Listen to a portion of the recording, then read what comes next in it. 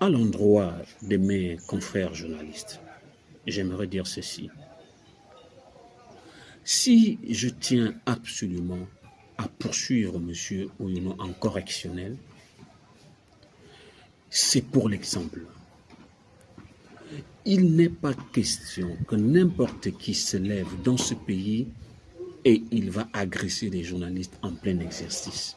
Nous devons défendre nos droits fondamentaux.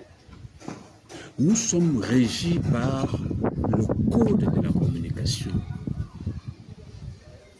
la loi numéro 19/2016. C'est une loi qui nous protège, c'est une loi qui nous donne des obligations également. Et il n'est pas question que nous acceptions que les journalistes soient molestés. Rien que par ce principe, la corporation doit soutenir et défendre ce principe. La corporation doit dénoncer et condamner l'acte qui a été posé sur nous. Je ne vous demande pas de me soutenir, je vous demande tout simplement de défendre le principe et les droits fondamentaux des journalistes que nous sommes. Parce que ce qui arrive aujourd'hui à moi peut vous arriver demain. Il n'est pas question que des confrères s'amusent à faire des petits papiers contre moi. Il ne s'agit pas de moi. Je vais vous dire une chose. Le tribunal correctionnel a une double fonction. La première fonction est effectivement de punir des individus ou des personnes qui sont reconnus coupables de délits. Les délits, ce sont des actes qui sont défendus, qui sont interdits par la loi. Ça, c'est la première fonction. Avec des peines de prison et des amendes. Mais il y a aussi une autre fonction, c'est la fonction pédagogique du correctionnel.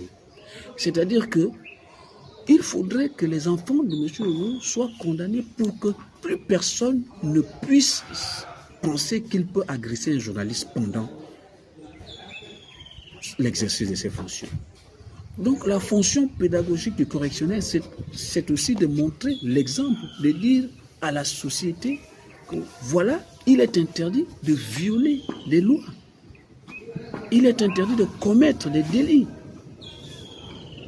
C'est cela, c'est pour ça que je tiens à aller jusqu'au bout de cette procédure. Donc, si vous voulez, en tant que journaliste, écrire des petits papiers contre moi, mais c'est sans intérêt, mais vous vous tirez la balle au pied,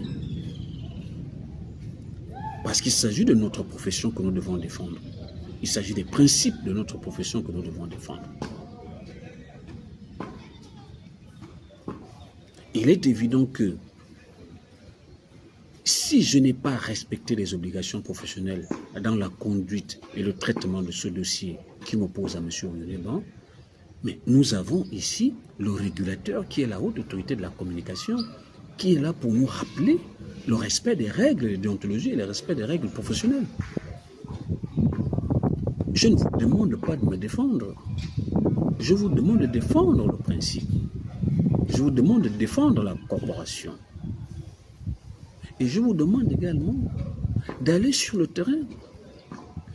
Allez-y faire des enquêtes. Allez-y mener vos enquêtes. Moi, j'ai mené des enquêtes. J'ai fait des publications.